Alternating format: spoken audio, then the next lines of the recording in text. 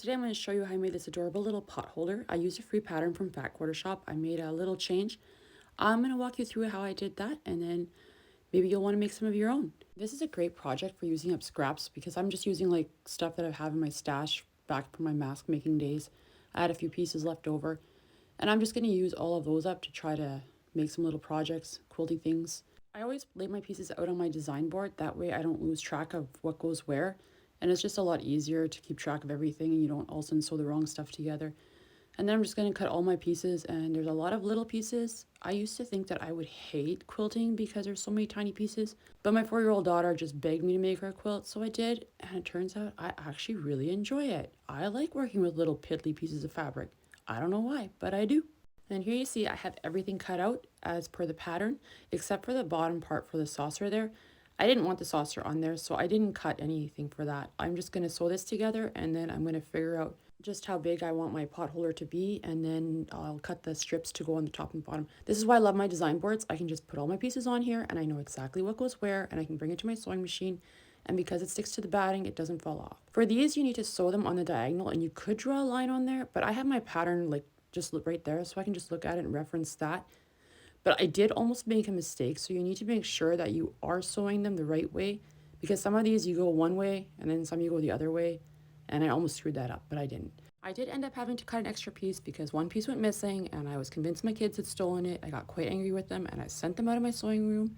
I give them scraps of fabric to play with, so I was like, why are you touching mine? Leave it alone. But, well, kids, it's, you bring them into your sewing machine, you risk losing fabric. Anyways, so I do all my snowball corners at once. So I lay everything out on my design board, and then I do them all at the same time. I like to chain stitch when there's so many little pieces, because then I'm not walking back and forth to the ironing board, because I do iron after each step.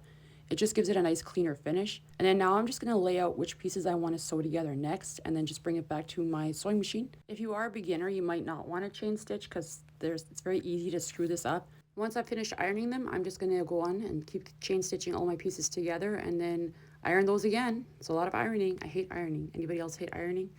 But yeah, so here's my missing piece of fabric. I was quite surprised when I saw that. Yelled at my kids for nothing. So I went and found them and then apologized because, well, I screwed up. So next time, I will take the time to look for my piece of fabric and make sure I don't yell at my kids for nothing. But even us parents make mistakes, and then we just have to admit we were wrong and go and apologize to our children. So I'm going to go take that piece and find Jack and rip that open and fix it.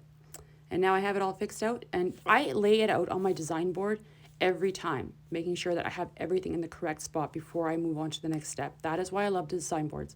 It is a lot easier to keep track of where everything goes if you have them. They're actually really easy to make yourself. Lori Holt has a video on how to make them. I'll link her video below. There's some other people on YouTube that have done them too, but I learned from her and I really liked it. So anyways, here I have this sewn together, and here you just want to make sure that everything lines up nicely. I have the one piece there, I'll show you right away. It didn't quite line up perfectly, and I didn't really care for it. I don't know, that join there just didn't look right. So I'm going to take it back to the sewing machine, and I'm guessing I didn't sew an accurate 1/4 inch seam. So I will just do that, and then hopefully it'll look better after the second time. But mistakes happen, we all make them. That looks a whole lot better. I'm liking that. And then I'm just going to line that up and sew that on there, and we're going to go and iron it. And then we are ready to square this up and figure out how wide I want to do the strips. So yeah, here I'm just measuring to figure out how long I want my finished pot holder to be. I originally wanted to do 9.5, but I screwed up somewhere down the line, didn't cut my piece right, so they turned out to be 8.5, but that's okay. It happens. We just work with what we got. I didn't feel like unpicking everything and redoing it, so I just went with it. I think 8.5 by 8.5 is a good size for a pot holder. It doesn't have to be that big. As long as it covers my hand and protects my hand, that's all I really care about.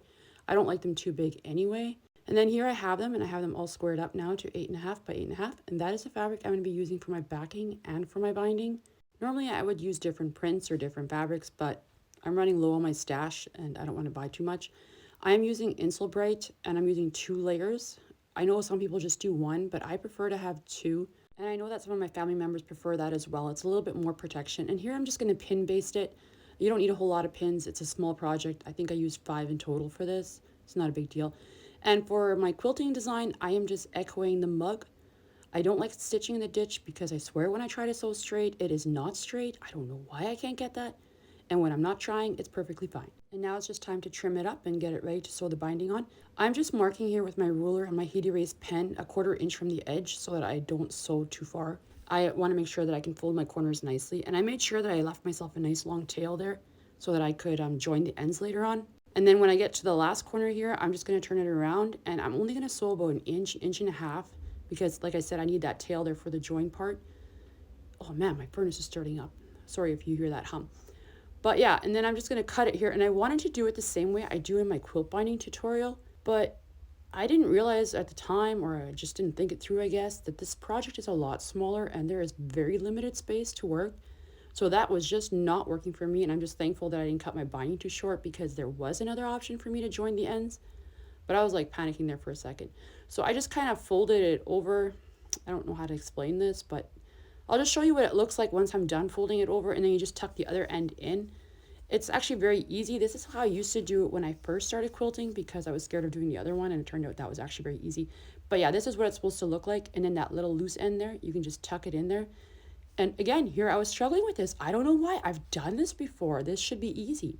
I finally did get it, and then I just clipped it in place, headed over to the sewing machine, sewed it down, folded my binding over, and to sew that down, I'm going 1/8 of an inch from the edge, very close to the edge. I don't want it too far in because I think that would just look weird if it was too far in. But there they are. They are all done, and I think they are absolutely adorable. And on the back side, you can see a little outline of the mug from the quilting that I did. I think they turned out great. Let me know what you think. Thank you so much for watching.